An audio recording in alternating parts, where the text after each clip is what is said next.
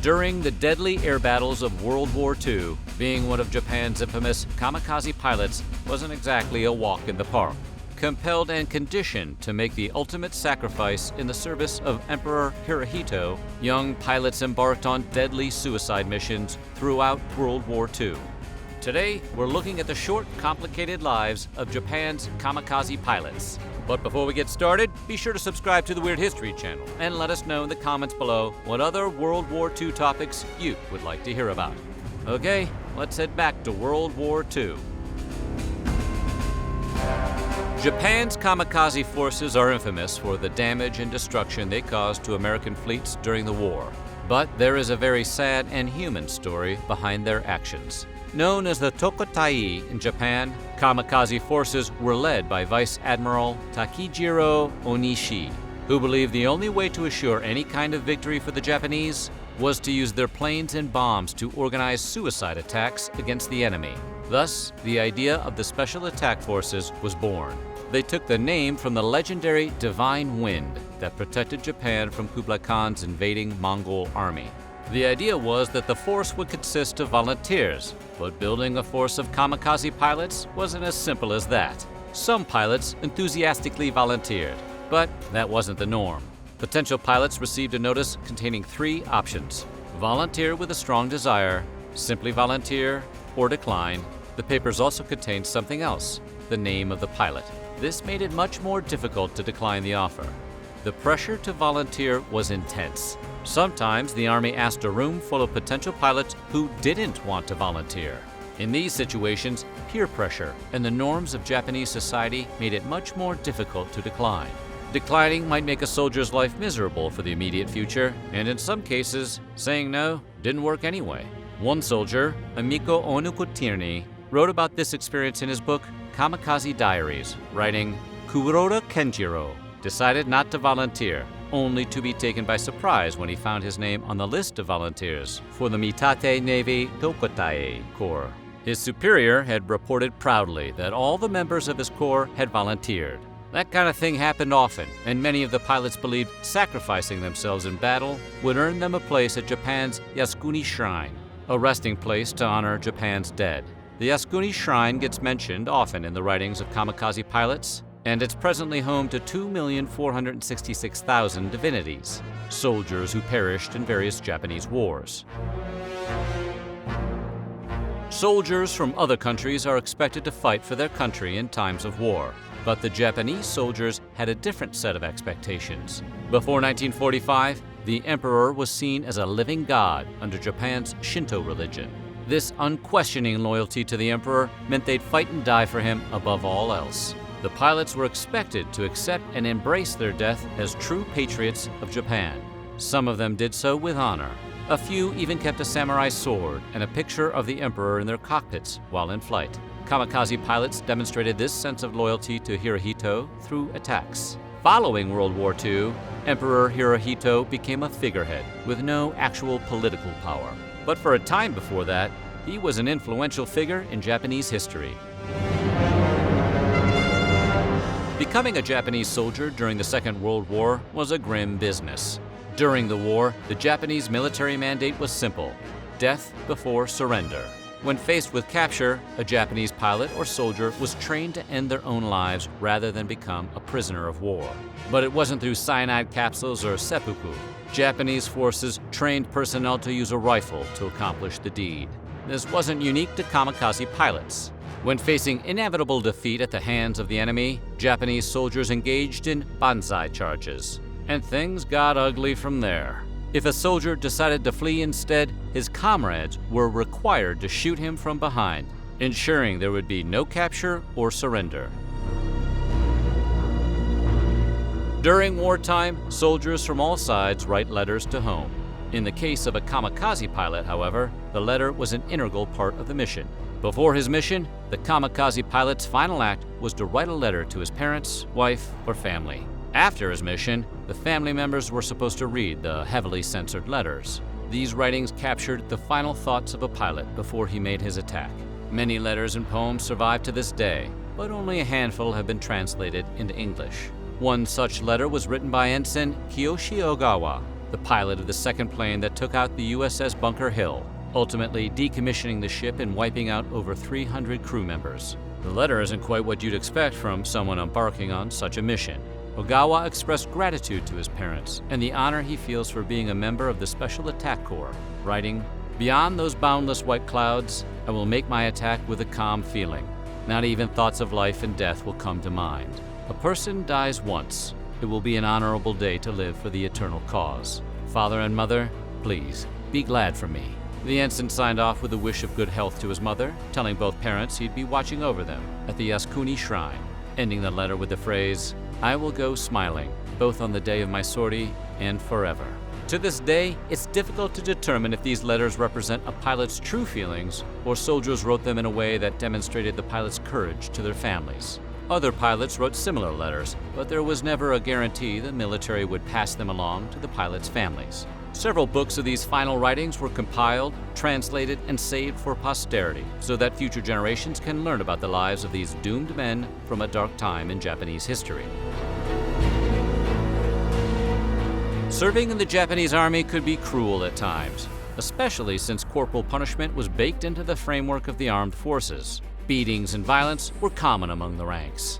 Anything from a missing button to failure to snap to attention could ignite a superior officer's wrath. A soldier might receive a beating for standing on a newspaper photo of the emperor. While many Japanese soldiers were drafted into military service with some level of patriotism in their hearts, the beatings and regular punishments left indelible scars on the soldiers that would last a lifetime.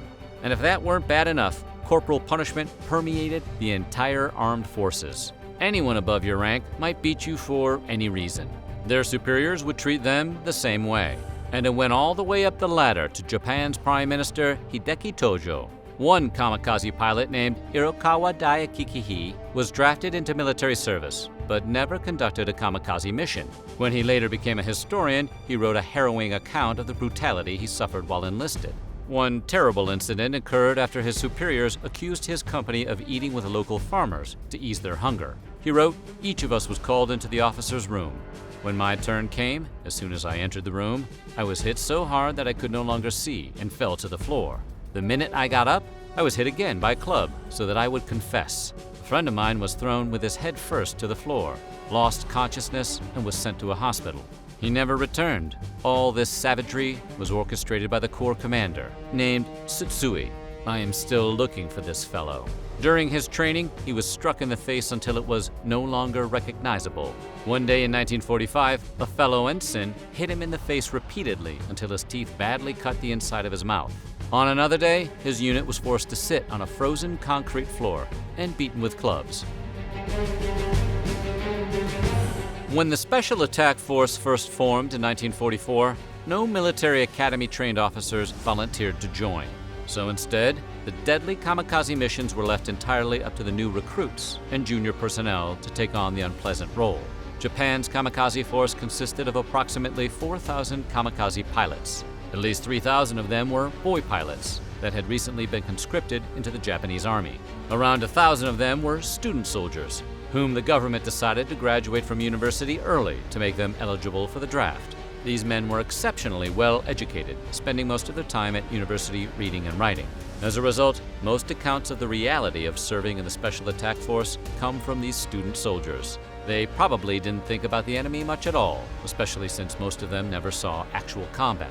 According to writer Yuki Tanaka of the Hiroshima Peace Institute, their diaries and letters don't often discuss their enemies. Instead, they offer a profoundly philosophical approach to describing their lives and experiences. There's no hatred of the enemy within their pages.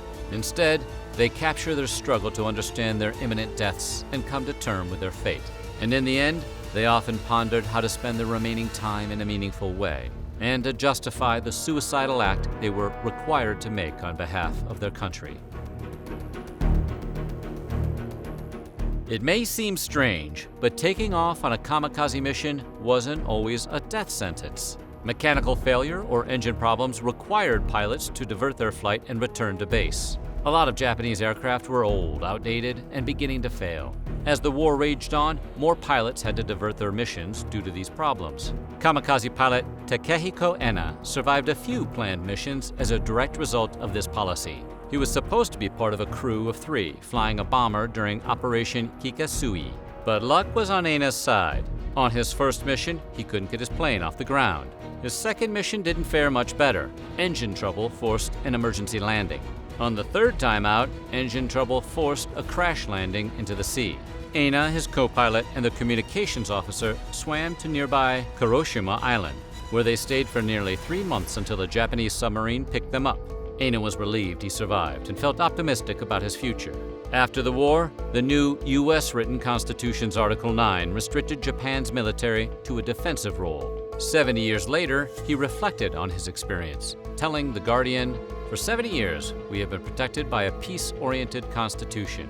I'm very grateful that we haven't gone to war in that time. The Japanese people should be happy about that." His sentiment isn't unique among surviving kamikaze pilots, but it's strange to think that more kamikaze missions might have been successful if it weren't for their poorly maintained planes. While many young Japanese men were drafted into serving, firstborn sons weren't allowed to become kamikaze pilots. In 1944, firstborn sons got the opportunity to stay alive to carry on the family name. Everyone else was expected to sacrifice themselves to the service of the emperor. Second sons bore the brunt of kamikaze service. Okinawa native Paul Seneaki Nakamura volunteered for the Special Attack Force, training on a glider due to plane shortages. Nakamura was never called upon to conduct a mission of his own, and he survived the war. But he was far too poor to return to his home in Okinawa right away. When he finally made it back, he discovered all the first sons who'd remained behind during the war met their demise at the Battle of Okinawa. After his horrifying discovery, Nakamura became an Anglican priest and spread Christianity throughout the land. There was one ritual all kamikaze pilots practiced before their mission: a final ceremonial drink. Pilots drank a cup of sake or water before boarding their planes. In some ways, this is similar to the tradition of giving a man a blindfold and a cigarette before sending him to face the firing squad. A surviving pilot named Keiichi Kuwahara remembered the ceremonial drink and the mission he was supposed to fly afterward. As he flew out to sea, he looked back at his homeland with tears in his eyes. On his way to Okinawa to destroy an American warship, his plane experienced engine trouble and forced a crash landing. He later said, "I struggled to convince myself I had to die. I thought my death would be pointless. Even if Japan won the war, my family would die in the gutter because I would not be there to support them. It tormented me. I felt like I was losing my mind." We were told that rather than accept defeat, we should offer our lives. There was no choice. We had to follow orders when push came to shove, but we didn't wish for death. His second mission was also avoided due to engine failure. Kuwahara's gratitude for being alive far outweighed any dishonor or fear of poor treatment from other pilots. His guilt, however, stayed with him for a long time, and he continued to lay flowers every year for the kamikaze pilots who died during active service. So what do you think? What would you do if you were put in a similar situation? Let us know in the comments below, and while you're at it, check out some of these other videos from our weird history.